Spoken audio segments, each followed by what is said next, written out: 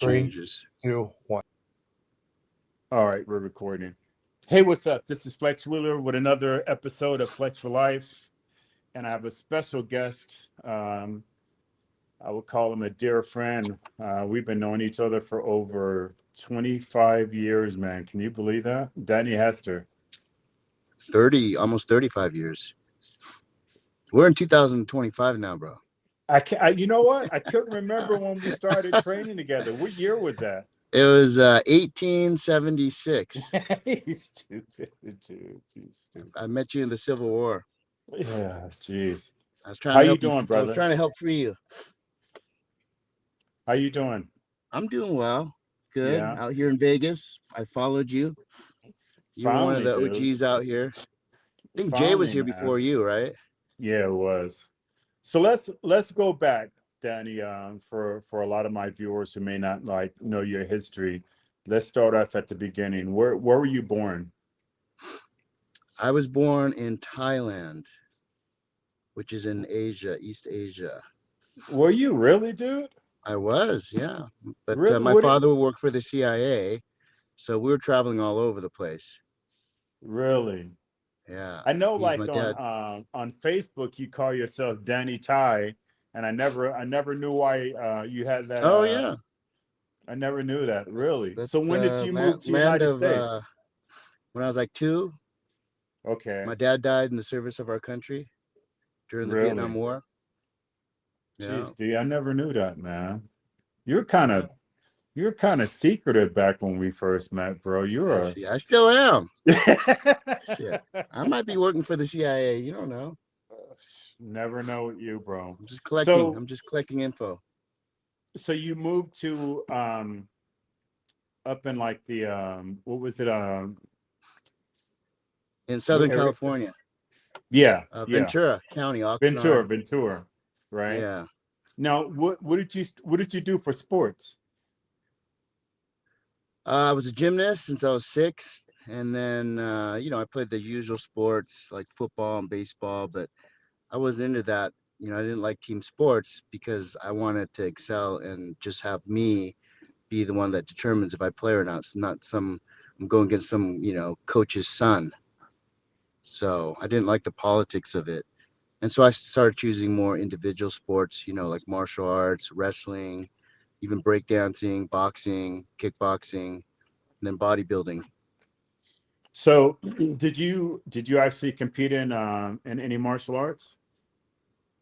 No, I mean not in like a sanctioned one, maybe just out in the streets and stuff, tested it Really? out, see Dude, what you worked, didn't get what in those didn't. street fights. Come on, man. Of course, how could you not? I mean, I didn't grow up in Beverly Hills. Now, We when didn't we did you didn't we act? didn't talk with lawyers. We didn't argue with lawyers. Yeah, no kidding. No, when did you actually get into bodybuilding? After I was finished wrestling in college, and I still wanted to compete in something, and back then MMA had not started yet. And I was pretty well rounded, just growing up in a predominantly Latin neighborhood with the boxing, and then doing Muay Thai since I was a little kid, and then martial arts on top of that, which was Taekwondo. And, I just felt like I still wanted to push myself. And fitness was always a big part of everything, even when I was a little kid, because I wasn't a big guy, but I was always shredded. So people would always kind of like comment on like, man, you're so muscular, even when I was a little kid. And so, as I got a little bit older, I remember with one of my best friends' family, the father was the president of the Duke's Car Club, which was the biggest lowrider hot rod car club in America I at the heard of time. them, of course. And so they were our neighbors. So we always had like homies, there like welding and working on old like, Chevys and stuff like that. So I learned a lot about fabrication and things like that with just watching them. And then they were always, some of them were out of like prison and this and that, but they always had weights and they were lifting and, slap fighting and sparring and stuff. So that was kind of like the culture I grew up with too, as well. And I just knew, to be a man, and you had to have some skills to pay the bills in case you got in some trouble. And then having strength on top of that definitely mattered, you know. Right. Now So, and I was very fast. I was a really good athlete when I was young. you actually owned the actual gym, right? Yeah, I had 3 of them. How did that come about? Unfortunately, I designed fitness equipment. I had a, I'm kind of not going in chronological order. Um, when I got into bodybuilding, I used to do a lot of photo shoots. I had a contract real early on in my career, even when I was an amateur with Joe Weider. And it was a contract to do home fitness equipment for Weider equipment. Yeah. And he did everything in the fitness industry, and so he had all the fitness products in all of the stores, the fitness stores, like Big Fives and Sport Chalet, whatever Yeah. existed back then, back in the 90s, early 90s. And so I had a contract with them for about 6 to 7 years, and I was on the cover of all the boxes that were out, with bench presses and whatever it was of the Joe Weider home equipment that was sold in the store. So I kind of got famous that way because they liked me because I was marketable and I wasn't too big. I was like very balanced. So I was kind of like the first fitness model, I guess you can say, physique model. And but my goal was always to compete and get better and improve, turn pro, and keep putting on size. But I wasn't really in a big rush, so it allowed me to have the opportunity to just really take my time and work on the balance. And back in the day when we were coming up, it didn't really matter as much how big you were. Yeah. The criteria was a lot different, where Yeah. the smaller guys like Labrada, Makawi, those Yeah. guys could take second to like Lee Haney, you Yeah. know, and also it's Francis Benfato, even Frank Zane and Samir, they were under 200 pounds. Yeah. So luckily for me, I had some idols, some I guess I'd say some goals as far as looking to other athletes that were doing well and respected, and that was very similar to my build. Because to be honest, if I would have got into it later when the trend changed, right about when you probably should have won Olympia, they went with Dorian Yates, and it was all about having the size. I mean, Right. they were worried about the numbers and this and that, and that's where everybody was getting the contracts and everything now. They didn't Yeah. care if you didn't even win a show. If your ass was over 260, 270, you were just a monster with a waist as big as your shoulders. They didn't care, Yeah. because at that time they thought that's what the freaks sold, products.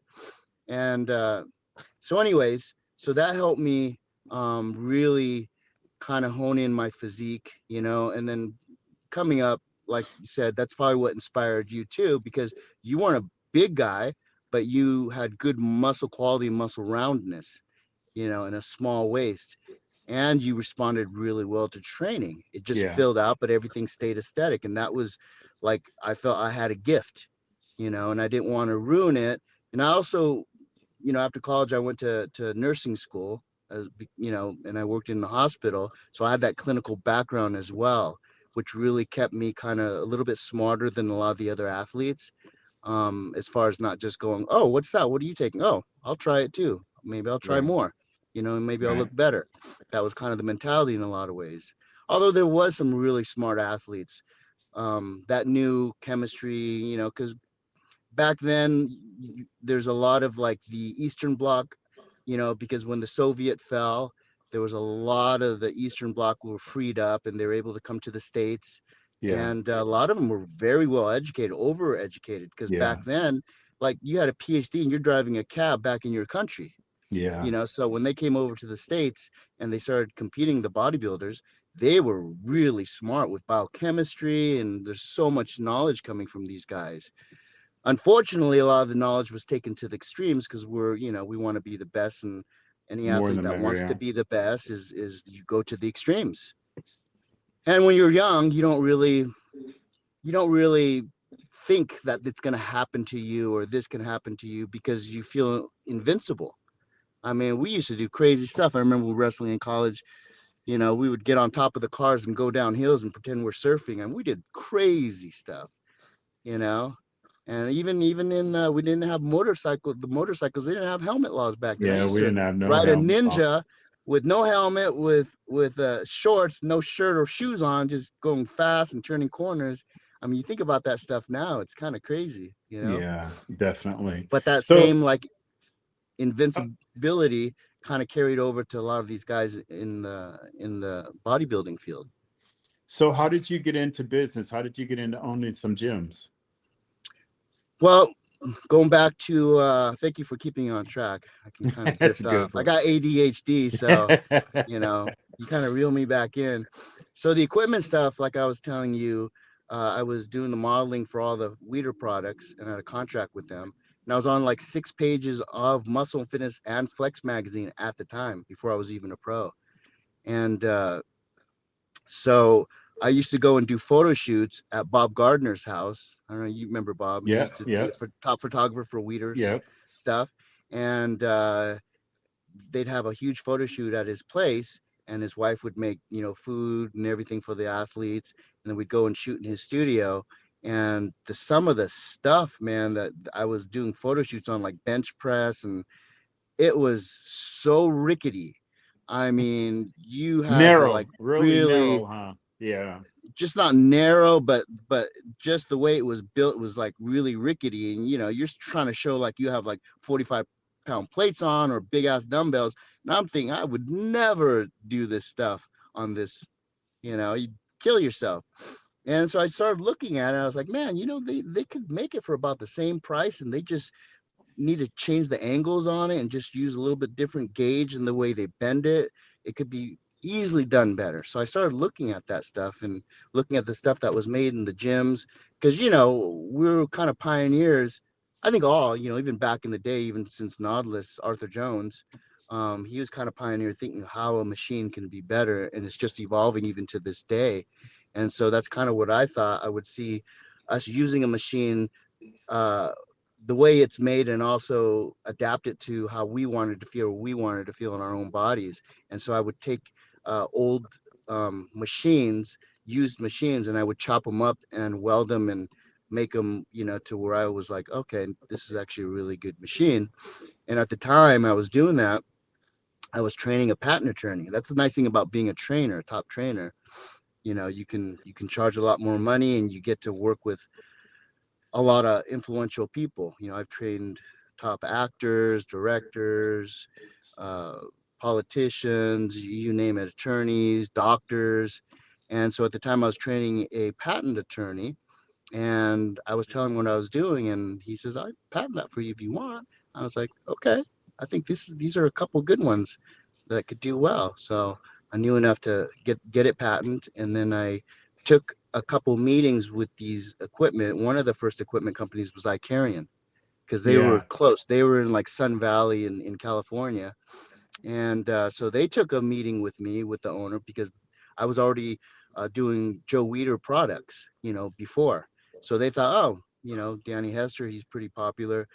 Maybe he wants to, endorse our products, be a spokesperson. So they took the meeting, but they didn't know I didn't. That's not necessarily what I wanted. I wanted to show them my equipment, and I probably would have never gotten through the door, because they spend hundreds of thousands of dollars on the research and development. They yeah, have a guy that has his master's degree in, engineering and this and that. But surprising, a lot of those guys really weren't athletes. It's kind of yeah. crazy, or they might be cyclists. You know, Here they are making equipment for that Weight training. bodybuilders are using, Yeah, because you got to have that connection. You can't just say, hey, mechanically this works. But there's a lot of nuances here of just turning your chest up, or this. The seat can make the difference, the handles. I mean, sure. we're finding out, nowadays it makes a big difference. So back then I had took the meeting with them, and then they were like, oh, I said, well, I'm actually not here for this. I just wanted to show you like some of my concepts I had, and maybe you're interested in licensing it. And they're like, really? They were kind of surprised. And then when they were like, well, do you have any drawings and this and that? And so I knew how to use the CAD program on the computer at the time, which helped. um, Even after building it, it saved a lot of time on, if you could bend it this way, and the tolerances and stuff like that. So I had that ready too. And then I had the machine in the room before they even came in. And I knew that a lot of them don't have that creativity, just being in the in the movie business, training a lot of actors and directors and producers, you have to have such a strong concept that when you pitch it, they see it. Because if they can't see your vision, they'll come up with their own vision and they might not like it. So I actually went and painted and used the same padding as what they have of their equipment. Or I even took the stickers off their equipment and put it on mine.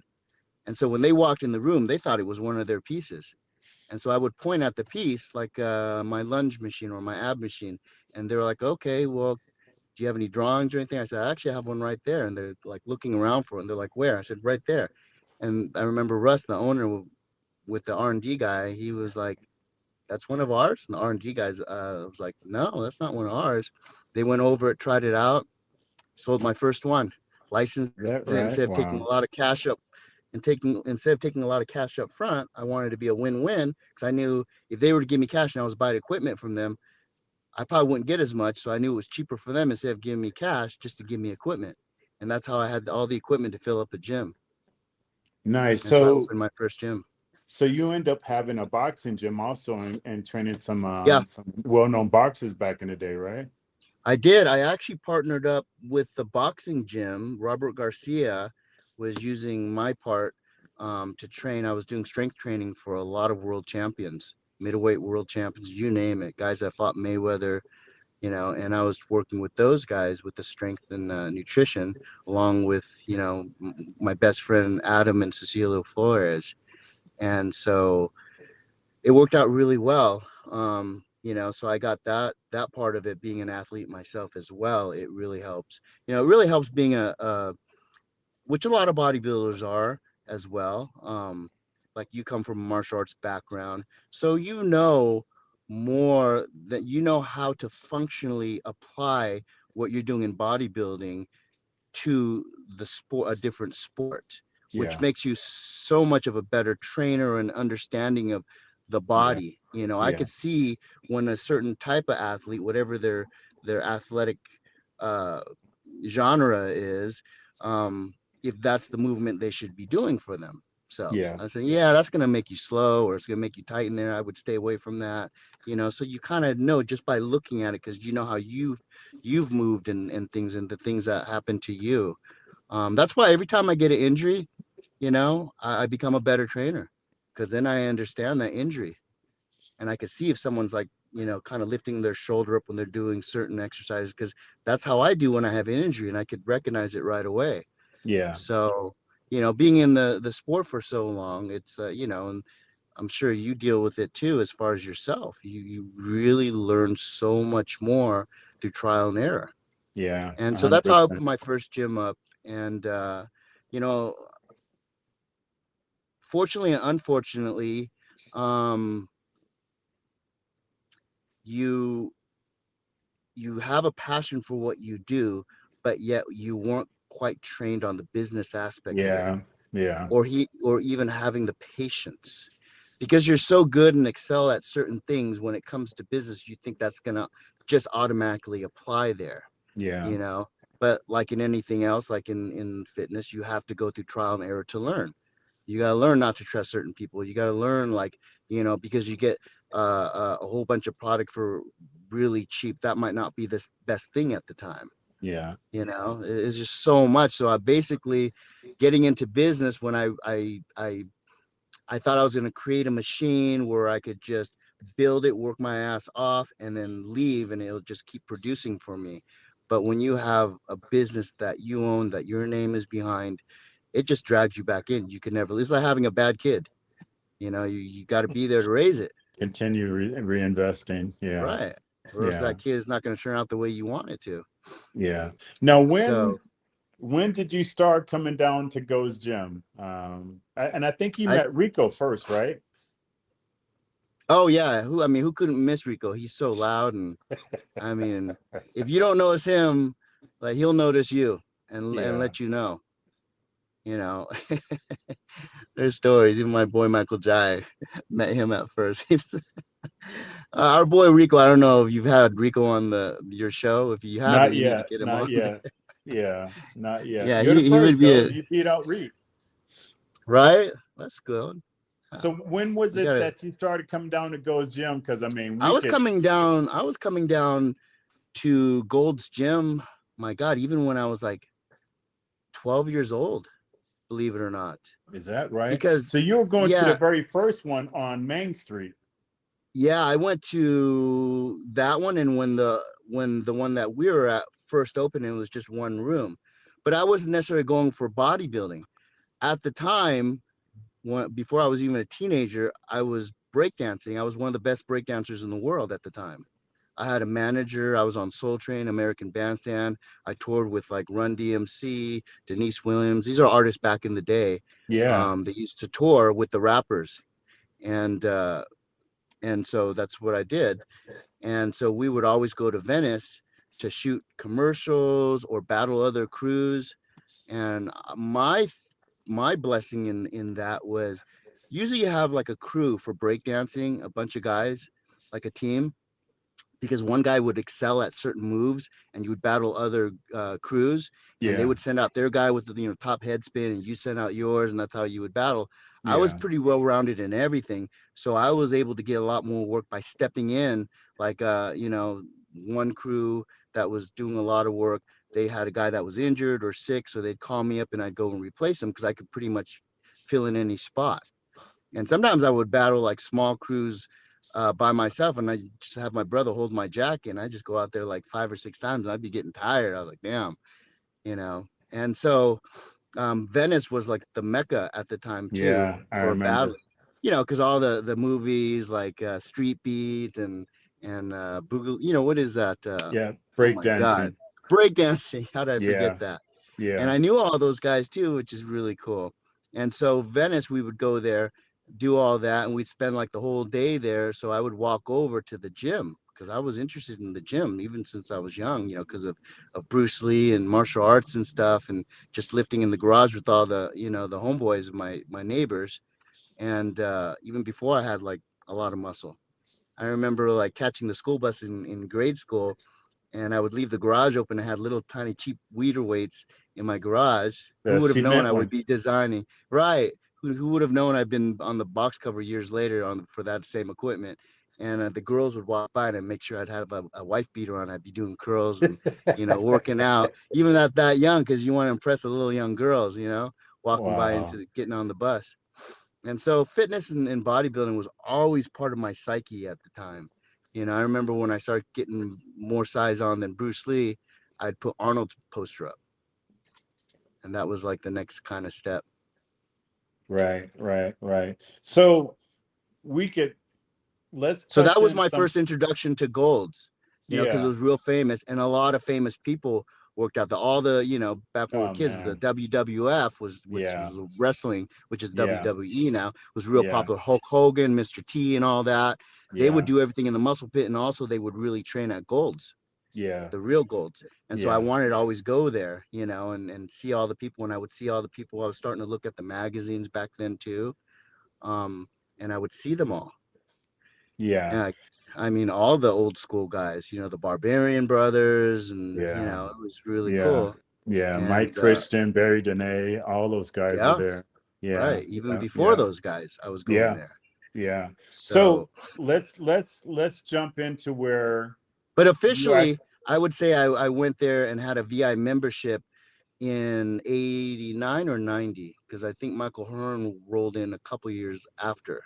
Yeah. Yeah. I remember when Mike came because he was kind of like we kind of didn't like Mike when he first came because we didn't know what he was all about. He We was still kind of don't, do we? strong. Huh? We still don't, do we? Dude, Nah, Mike's Mike cool. is good. Mike is We still good. don't know what he's all about though, but yeah, but Mike's good now. Yeah, He's yeah, proved definitely. himself. He's Yeah, an he has. OG. Yeah, he has definitely. But man, we could talk about some crazy stories, Danny. I remember I know. I just like don't want you to get would. arrested though, so we're gonna keep that Yeah, no, on no. We could another how you would interview. you would come down and you would like stay in your car and stuff like that, man. And Yeah. you would always we'd be like, damn, Danny, you're always in shape, man. You're always in shape when you're gonna do a show. You'd never do a show. And you end up becoming the face of what's that one company? Gosh. I was They with were. pretty much all of them, but the big one that a lot of people thought I was even the owner of because I had so much exposure with them was EAS. That's it. Yeah. Yes. And they Yeah. got really on the map because they were the first company to really come out with creatine and promote it. Yeah. Yeah. Yeah. I remember at one of the Arnold Classics, I think they were the first to do it. They had a bunch of tractor trailers with your pictures all over them, and they would park Yeah, them so that as you're driving to the show, you would just see all these tractor trailers. I remember, like you were the yeah, man, bro, back then. yeah. They had you know, the owner Bill Phillips knew how to flex. You Yeah, know, he was really yeah, good at marketing. So yeah, I remember a bunch of the shows, Olympia and the Arnold. He would bring all the semi trucks, yeah, line them all up. So when people rolled in, they would see all the semi trucks with the big EAS logo and my picture real big on it. Me yeah, and Monica Brandt, they signed Monica yeah, Brandt as yeah, well. And I was able, like you were talking about, I was always in shape. Um, because I always wanted to be an athlete and feel like an athlete, and I was in no rush to really try to put on that size too fast because that wasn't my, how would you say, that wasn't my where I got my notoriety. You know, I probably could have made some more gains by being a little fluffier, you know, off season training a little you heavier. were always lean, Um, dude. You're always right, lean but and hard. I tried that, you know, but I didn't like the way I felt. Mm, I wasn't getting any work and I wasn't getting as many girls. For me, I'm not a big guy anyway, so trying to get big was like I might as well just put some hoodies on if I want to look like I'm, you know, putting on some weight. So I always try to go grow slow, make gains that way. I would actually grow almost into a show because I would pick up yeah, my training, my eating, I'd because get you more would eat, because discipline. you would never eat any other Right. time than that, right? Yeah. Yeah, Or yeah, train, you know, that's the thing is, I mean, I was blessed to be around you guys. yeah, Just the whole culture at the time. It was like everybody had their game stepped up because it wasn't like it was competitive in a jealous way, but it was a competitive nah, in an inspirational way because everyone was so yeah, fucking good, you yeah, know? yeah. Just you just want to get it on, and you were there like when a lot of us was getting ready for a show. You would actually come into the posing room and actually Yeah, watch us put in that work and everything, man. right. Those were just some different days back then. It definitely was, and the rest we'd train, go eat, and we go play video games. Oh You yeah, you know, and Rico that's where and they had the Chris. arcades. Yeah. Oh God. Uh-huh. Yeah. Yeah. Yeah. My That's God, crazy. man. So I finally leave Goes Gym. And what happened? You start taking bodybuilding serious and you end up becoming the first classic physique champion. How did that happen? Well, like I said, you know, when the trend kind of changed, and I think the pivotal point was when you actually lost to Dorian. I saw that, at least as far as I my you know, my view of it. Um, and I started saying, you know, number one, it was hard enough even if I turned pro and had a beautiful physique to deal with you guys. You know, physiques like yours and a lot of the other guys that were real aesthetic. But now they're giving it to, you know, the mass monsters with not as much aesthetics. It wasn't as pretty. That Yeah. wasn't why I got in the sport. To be honest, if that was what I had to look at, I might have not gotten to the sport as far as, you know, competing and you know, with my dance background, a big part of my attraction to the sport was the posing aspect of it as well. And that kind of got thrown out. They weren't Yeah. even Yeah. judging. I mean, they're supposed to be around for posing, right? Yeah. Shoot, when Yeah. did that happen? I'd like to see Yeah. those scorecards. Yeah. You're right, because you were a So, damn good poser. I remember, I think it was a couple of times you competed in a national, and I was like, God yeah, dang, Danny's a, you know what? You're a bit of a freak of nature, dude. All the different skill sets you had, and I remember I always considered myself a really good fighter, especially as a big guy. And I remember we were in a posing room one time, and I was jabbing at, and you're just like, and I'm like, where's this dude? I can't hit this freaking guy. But you were a yeah, great poser, also, man. I remember that. yeah. It's, you know, it's number one, you have to have a passion for it. You have to have a passion for the music as well because it's very connected. and then the movement of the human body. Just for me, it's like that's why sports and athleticism was just so, like watching highlight reels of running backs and just the gracefulness and just the Yeah. power and the movement of the muscles with the body in motion was really impressive to me. And I was able to do that because, to be honest, without the posing and the art of the posing, which was like showing your finished product in motion. It's like having a beautiful sports car or a beautiful car, and it just sits on the lot and you never get to see it Yeah. move, you Yeah. know? I always had this imagination. I wanted to be as big as at all possible, but I wanted to be able to move like a ballerina. I Right, wanted to be graceful. Our ballerinas, we back in fighting, we didn't call it jumping in the air. We called it taking to the air, meaning you just floated, just floated. So that was like my right. analogy. But I guess from your background in breakdancing and all that, it kind of came natural for you, actually Yeah, posing. just the because posing is pretty much like dance, right? To a certain degree, but Yeah. you also have to remember the poses. I see a lot of these guys now have beautiful transitions, but they're not holding the poses long enough. Yeah. It's Yeah. not like a dance, it's posing. So you got to hold that so people can appreciate just Yeah. the still shots of it. The Yeah. transition is also a nice part of getting into the next movement, the next shot, but it is the pose that Yeah. you are trying to get to, Yeah. you know Yeah. No, and I think a lot of guys would, they're so locked into their music where they have to hit a certain pose at that music yes. that they immediately release that. And if the crowd Ah, loves that, you might have to stay into that a little bit longer yeah, for the crowd to be able to appreciate that. So you got to be able to just to flow, and then right, through your transitions, you catch that beat on another pose. right. No, that's why, I mean, it's easier for you black guys because you already got the rhythm, I or don't know. most of you I don't know guys. about all of us, bro. Most of I you done seen guys. some There's broken some down there, brothers. you know. No, I'm dark. Maybe I get a little bit better because I'm dark too. Dude, But you yeah, always no, stay but tan. So I'm in Southern 2016 California, comes man. around. Yeah. 2016 comes around. What? So they open up this new category. What makes you think you can fit into this classic physique category? And who did you work with as far as dieting and everything? Um, well, I've made it to the top national level, top three for years and years and years. And to be honest, I wasn't really, I would always get magazine covers and work. And part of me was, I don't know if it was just kind of self sabotage as far as turning pro, because back in the day, if you turn pro, you better do something because it wasn't easy to turn pro. And there's a lot of Yeah, really talented athletes. yeah, And so for me, I was afraid, like, I like being a big fish in a smaller pond and getting a lot of work and people talking about the potential I have when I turn pro. But mm, to finally turn pro, I would actually have to apply myself and be serious about it, or else I'm going to disappear, mm, you know?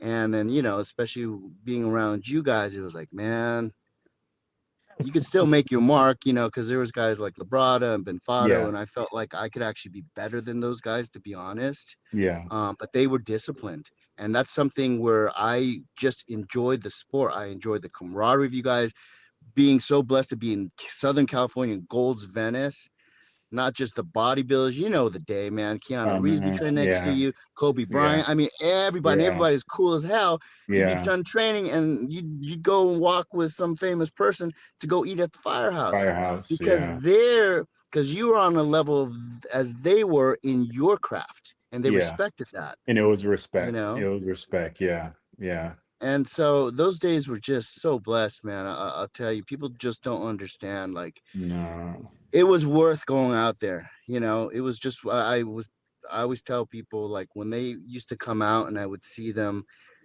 it's such a tough story because you would see them come out, move from the Midwest or something. They try to make it. And they might not have the genetics, but they had the discipline and the work ethics. And they would always have, they come out with some cute girlfriend from where they came from, some small town, and you just Yeah. look at her and you know that she's not gonna last with this dude out here. Because someone's gonna swipe her up, and his ass is gonna treat her like shit because he's focused on bodybuilding. And I Yeah. don't know, too many pretty young girls are gonna stick with that, especially Yeah. seeing like coming from a little tiny pond to, you know, a lot of other stuff. Yeah. And it's a shame because you see so many of them just doing a lot of things that just were very compromising. We had to talk about this, Yeah. and and I'm not judging anybody, but it's tough. And the same thing with actors. I talked to a lot of actors, Mickey Rourke and these guys I've trained. They've come up, they had to pay their dues, being a waiter or whatever the hell they do.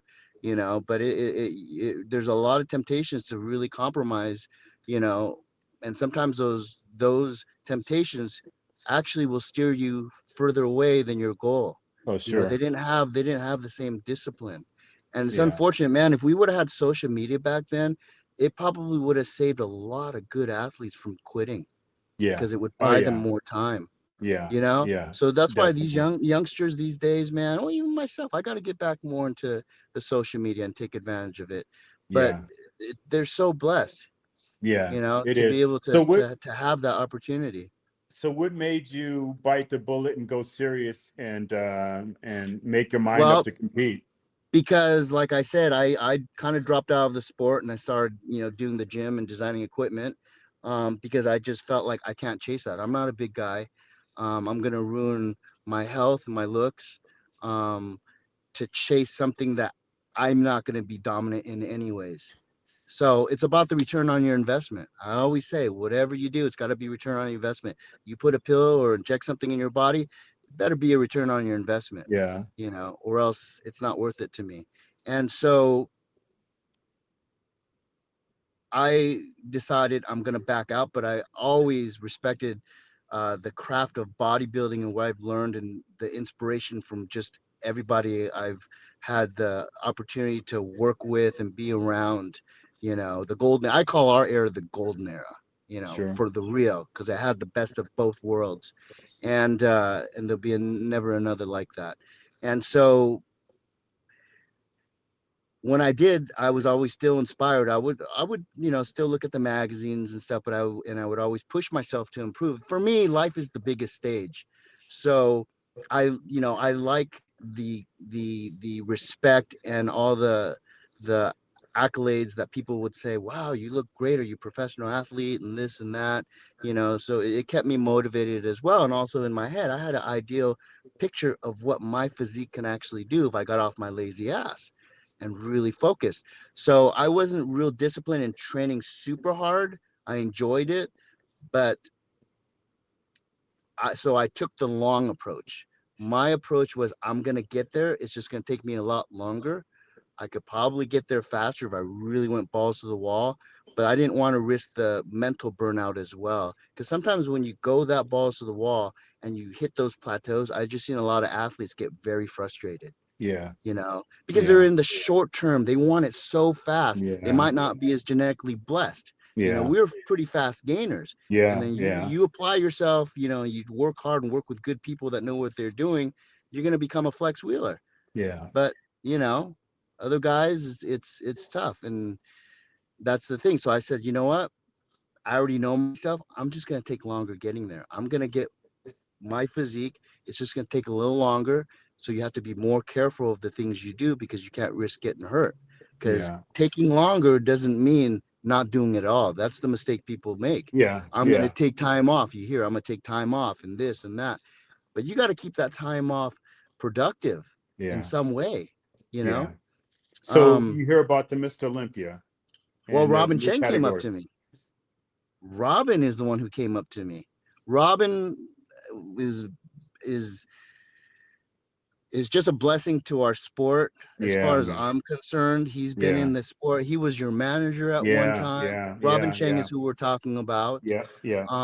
He just had the business sense, and he also had the love and the passion for the sport as well. Yeah. And so he was able to stay in the sport I think working with you and some other athletes, but mainly you, and you doing so well and so popular, he was able to get a lot of notoriety, which gave him currency to do other things within the sport as well, because he got Yeah. respect. And he Yeah. was able to use that to do other things. And, now he's one of the top promoters, Yeah. and so at the time, he was the promoter of the Mr. Olympia before Right. Dan Solomon took over. Right. Right. And so they came out with the men's physique first. I was still doing the gym stuff and training a lot of celebrities and everything, and I was good with that because there wasn't really a lot of posing involved with that. So it didn't Right. really interest me that much. I knew I could do it, and I'd probably really do well in it, but it wasn't the same sport, you Right. know, and it was at its infancy as well. So the physiques didn't really impress me that much, especially not having to train the lower body and there's no posing. Right. So, did I want to just get back on stage just to get on stage and get some notoriety? Part of me was like, yeah, but part of me was like, well, that might as well get into the MMA then, because it's not the same. I have to have some type of passion for it to really dedicate myself to do that and make sacrifices. So I waited. I even thought about maybe coming back and I was still getting guest posing and stuff, believe it or not, because I was still in the magazines, even though I didn't compete. People think you have to compete to be relevant in the sport, and especially nowadays with social media, you don't. Yeah. Yeah.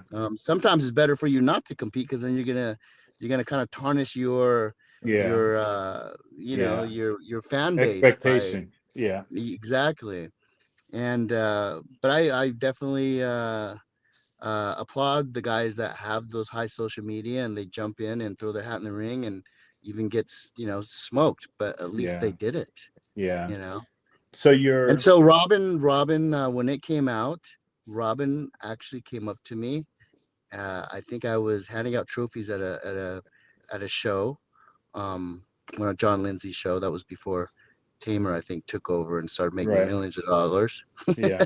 Yeah. And so, um, Robin, I saw Robin there, and he actually came and said, "Hey, Danny, always in shape." He saw me, and he's like, social media had just started back up with the men's Right. physique, and then with Facebook and then Instagram, and I started looking at some of the athletes on there, and I even told myself, man, I could beat these guys. Now this is what they want. They're going more for like the more aesthetic look with the younger generation coming up. They, the big monsters weren't as popular. They still had Hmm. their place, like Rich Piana, but that was more not necessarily for his physique, but it was more just for his extreme ways, Yeah. of fuck the industry type mentality, you Yeah. know.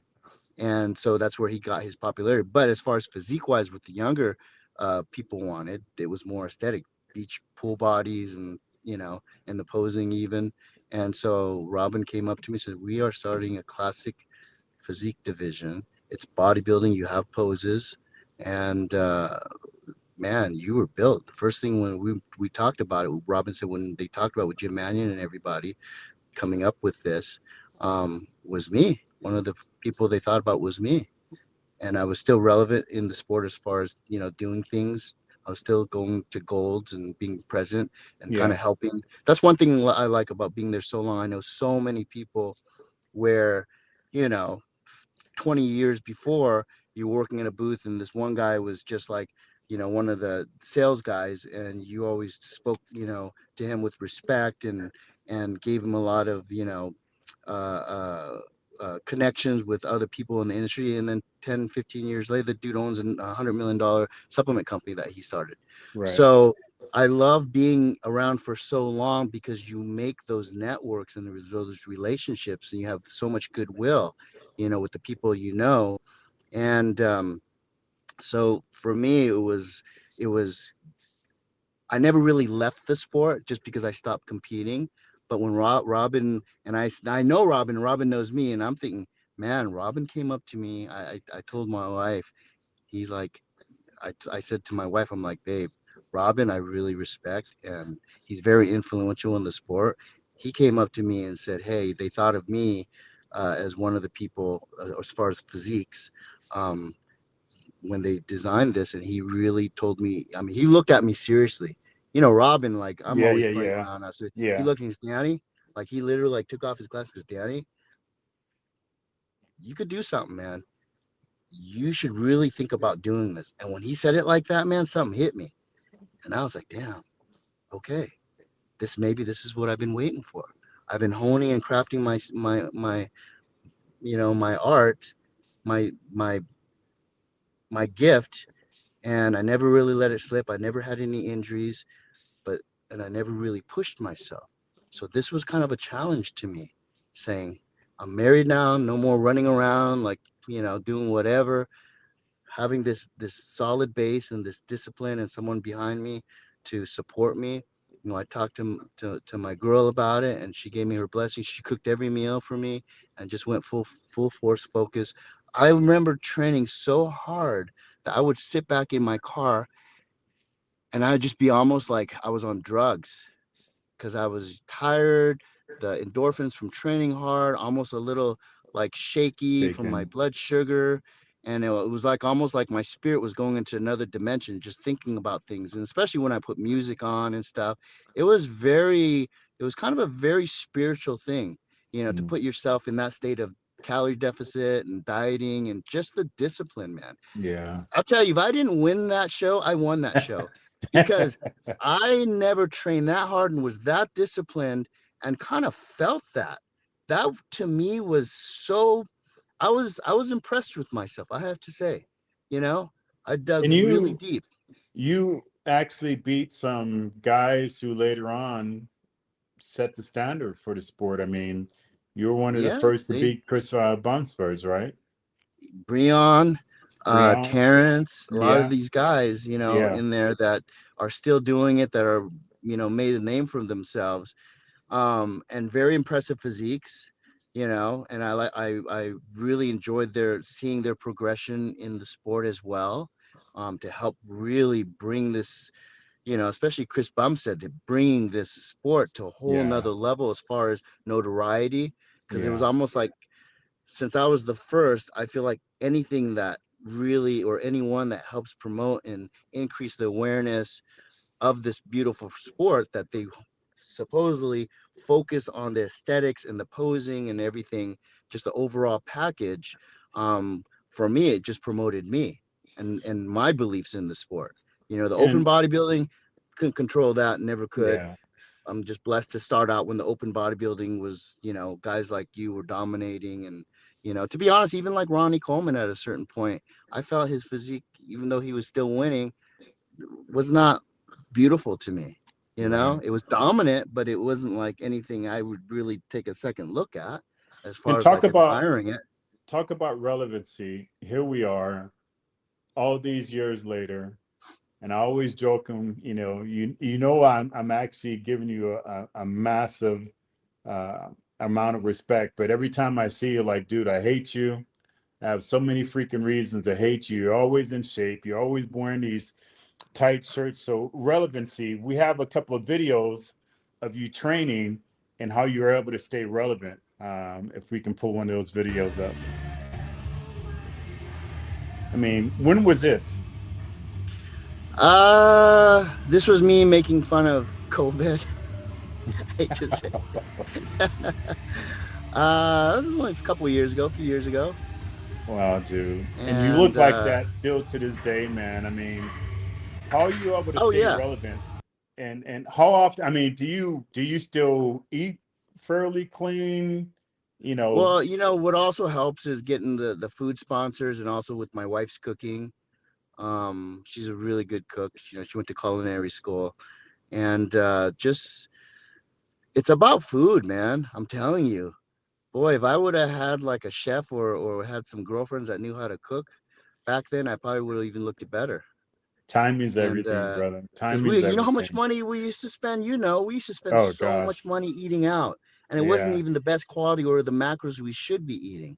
right. Boy, we could have had stock in a few restaurants back in the day. Definitely, definitely, man. So you speak about some of the guys that you're able to associate with in the movie industry. We have a couple of those photos to pull up that some really predominant names in the acting world that you were able to hang out with. Let's talk about a little bit of those relationships. So Claude Van Damme. Yeah, Jean-Claude Van Damme. I took him on as a client in 1995. He had just finished a movie Time Cop, I believe, and that did really well. And I think that was probably his last kind of blockbuster release. You know, the industry started changing a little bit.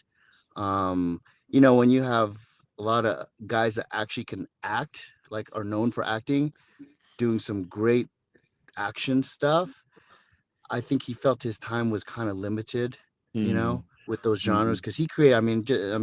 Amazing to be around that because I grew up. He was part of my influence, Yeah, you yeah, know, yeah. Blood with sport, all with the that stuff. martial arts, and he was Yeah, just freaking in great shape, real yeah, aesthetic, and was yeah, able to move. And yeah, so that was an inspiration, and it was an honor to be able to work with him as well, and teach him some stuff. But he already knew a lot because his wife was ex-wife, now his current wife as well. yeah, His yeah, wife at the time when he was coming up was Gladys Portuguese, yeah. I professional remember her. IFBB pro, and one Yeah, of the popular, really beautiful aesthetic ones too. yeah. I You remember know, that. I remember and that. man, she should have been Miss Olympia. She I had know. everything. I know. And also, I mean, probably one of the greatest actors of all times that, it was just amazing to just this guy actually hang out with us at the gym and then walk to the firehouse and we'd sit there and just drill his brain, Mickey Rourke, just Yeah. amazing. One of those. So you actually became really good friends with Mick, right? Yeah. Well, pretty much almost all the guys, pretty much all the guys I work with, because you become close. As a trainer, it's like a hairdresser, but it's more physical and involves a lot because then we start to train with them as well. Right. When you train someone and you're kind of their training partner, you build this bond, this relationship. Everyone that is watching this knows, like a training partner, you become real close with. Sure. You share a lot of things, and they invite you to a lot of things outside of the gym into their personal world, Yeah. which was really cool for me because that's how I got more clients and I was able to really see how that industry worked as well. Yeah. And Right. And Mickey don't drive, right? You'd actually have to drive him to the gym. yeah, he gets anxiety. It's he used to drive. He used to have nice cars and stuff. um But he always wanted to buy your slant nose. I remember he would keep telling Oh me my God, that dude. Porsche. Yeah. Oh my gosh. Yeah. We were texting a couple of years ago and I was just checking on him and he's like, man, I can't, I can't forget that ride you gave me and your Porsche and everything like that. That was some great times. But you're Yeah, also able to build a really close bond with another person that I looked up to for years, and it's just an honor to be able to hang out with him when you bring him out here, which is Michael Jai White. yeah. Michael's an amazing specimen. He's Yeah, still going strong, man. yeah, At yeah, his age and just how many movies he's done, and he does a lot of his own stunts as well. To be able to and being a big guy, he's not a small yeah, guy. yeah, To be able to yeah, move like that and yeah, still be fairly injury free, and just really focus on his physique because he definitely is a big fan of bodybuildings. yeah. One of his good friends he grew up with was Troy Troy Alves. Alves. Yeah, yeah, So, Troy kind of gave him a lot of insights into our world as well. yeah. I remember And him telling me we were having a conversation, and he told me that he goes, "Man, Troy was actually really good as a martial artist back in the days." He goes, "Troy was actually better than I was when we first started." And I was, "Wait a minute, Troy?" I'm like, "Really?" But yeah, you're the first to bring Mike out. We used to go shooting all the time, and you brought Mike out to the range. One time, I couldn't believe you brought him out there, and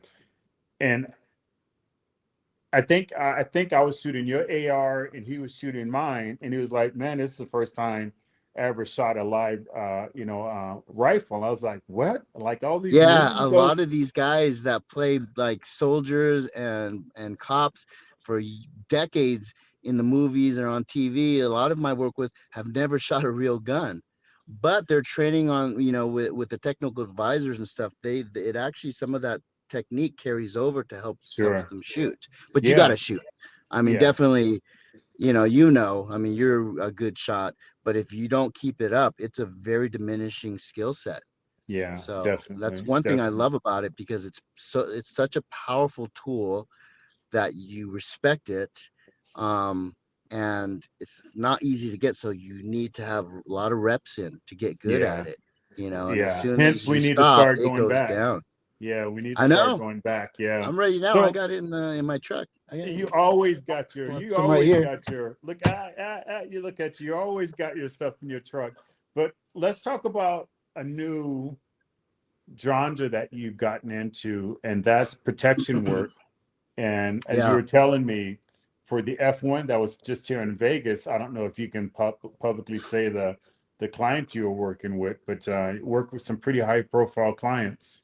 Yeah, a lot of billionaires, a lot of casino owners that work here. I've worked with, like, even Paris Hilton, chaperoning them. Basically, it's it's it's a very interesting world, because you work with a lot of top, almost like athletes. You're working with special forces guys that are retired SWAT guys. So they're really strong on their craft, and they keep up with it. I learned so much. A good friend of mine, that was a writer and actor, on the SEAL Team show. They had 7 series, 7 years, um, seasons on the SEAL Team show, and he's a real Delta Force, retired. And Delta, if anyone knows, it's the highest Right. tier of the military. It's higher than Navy SEAL, Green Berets. And so it was really cool to befriend him, and just be in that world, at that level, to work with them and have the responsibility of working with a lot of these high profile clients. I mean, you see some crazy stuff, man. I mean, that's a whole nother reality show if it was able to be shown. You gotta, like, really, like, read people, not just the bad people, but the people that have the money, because sometimes if you're not close enough, they get worried that no one's protecting them. If you get too close, you annoy them. I mean, this is just crazy. And for me, with my medical background, I'm kind of a double threat, because I have the law enforcement background as a correction officer as well. Um, and also as a nurse. And so for me, and I liked those jobs, but I was too young. I didn't have enough life experience. And I did those, before I got into competing or moving to Venice. Hmm. I was always, you know, into it. That's actually one of the reasons I was able to, when I worked corrections, I remember I was doing so well. I was getting in the magazines, and the guys in prison would see me in the magazines, and it helped me with a lot of rapport. I would go on my days off, and I would hold my own bodybuilding and powerlifting competitions, and it really helped to build a rapport, because they knew it was going to be in a certain date, like a month or so, and so for that whole month, they cleaned, they did everything, all the, shot callers, if they were involved, they made sure the cell block that you were on or wherever would be, nothing's going to happen, because they wanted to make sure they got to compete. And I had so many trophies as an amateur, that I would take some of my trophies, I take the plaques off, and I would actually give it to the winners of these. And just the pride, and the achievement that they got from that, you would have thought they won Olympia, some of them, Yeah. because their world is so small in there, Yeah. and they need something. That's the problem, Yeah. is they need a goal.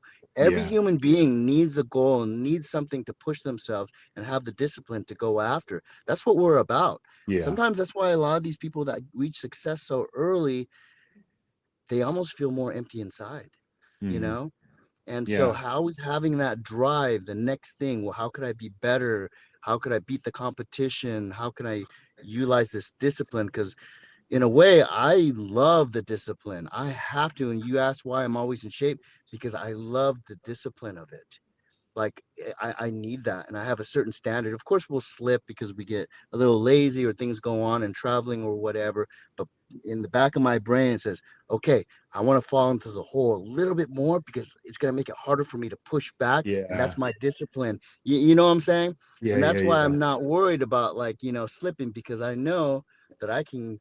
Like, someone asked me to do a photo shoot or whatever, I'd ask them how much time I got. And if it's like a short period of time, I'm almost more happy about it. I was like, okay, Yeah. You can let's turn do it it. on. Yeah. So Right. let's talk And full so in circle. Let's talk full circle now. You're married to an amazing woman. What does she do for a living? she's a billionaire. Yeah. So, I mean, Yeah, Flex is always busting my balls. He thinks I'm married like super wealthy, so I don't have to do but she nothing. sings for a Um, living, right? yeah, she's a musician. She's a singer songwriter, and And we you've moved actually out here had to the opportunity Vegas. of guest Yeah, after I posing won with the her singing. Olympia, right after. Wow, you got a list there or something? Yeah, no, It's a no, good just interview. off the brain, off the brain. Sometimes I do these podcasts and it's all over the board, and it's like, well, I didn't really talk about anything. Like, people leave without knowing anything about me. We talk about, anyways, I'm not gonna get into that.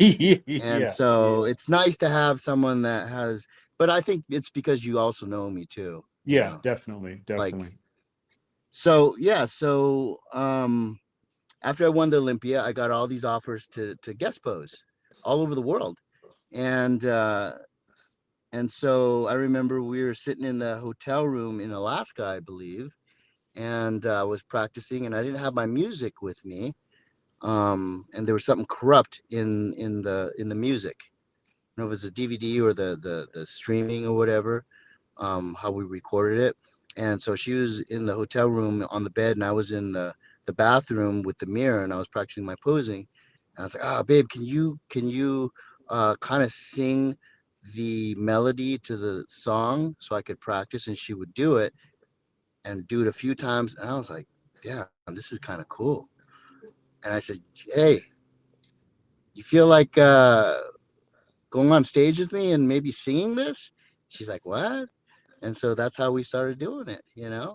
So she would go like an hour earlier and go to the sound guy to make sure, because singing is a lot different than just commentating, Sure. to make sure the mic was queued up and we had the music. They even had a smoke machine there in the back, and I asked if it worked, and they're like, yeah. I said, can we use it? And they put it on, and it went off really well because we weren't sure. And after we got done performing, not a noise in the audience, and we kind of looked at each other, and then we just left backstage, and we're like, oh shoot, I don't know if that went well. And all of a sudden we hear all this applause and everything. People stood up.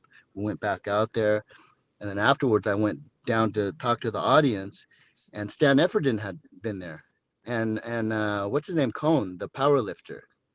Uh, um, yeah, Cohen, his last name. yeah. The old time squatter. Yeah, one of the strongest men in the world. And it was Yeah, Stan Efferdin. Stan Efferdin, big yeah, bodybuilder, pro bodybuilder, yeah, big guy. yeah. He told me, he actually told my wife when they were talking, that he actually had tears watching it. He's a big Wow, ass dude. I wow. was like, oh, Yeah, wow. Stan's a man. Yeah, a close friend of mine. He's the man. Yeah, Listen, smart, brother. real knowledgeable. Oh gosh, yeah. I'm glad to see him doing some podcasts now. I just saw a couple things on him. Yeah, he actually moved to Such the a wealth of Philippines. knowledge, What is man. he moved to the back to the Philippines, not the Philippines, but to Samoa. Samoa Samoa. with his wife. Yeah, so it's crazy. I'm like, dude, what do you do there? He goes, I play pickleball. He goes, actually, I'm in charge of pickleball there for the entire. Wow. Yeah, Yeah, that's so pretty popular. yeah, definitely, it's crazy. I didn't even know what pickleball was, man. I had to look it up, but it's crazy popular. I know. But But listen, yeah, brother, so I appreciate your time, Danny. oh, by the Great. way, I can go pick you up if you want to go. I talked to the owner of that new gym. He said they got your big ass mural on the wall, and he's Oh, always I been a big text him. fan of yours. Oh, No, you I did? text him. I text him. Okay. Yeah, I So I did a text him and posing told him that I was seminar going and to he come was down. there. Yeah, I did a posing seminar a few days ago and he was there. Oh, And I was really? talking about, we almost went there. Something culture, The coach, fit yeah, culture, yeah, culture, culture, yeah, something like fit that. culture. Yeah. No, I So I actually told him I, text him and told him that I was going to come down and sign it and everything. So, but okay, listen, good. so just want to thank you, brother, man. It's been great knowing you. It's been great watching you mature.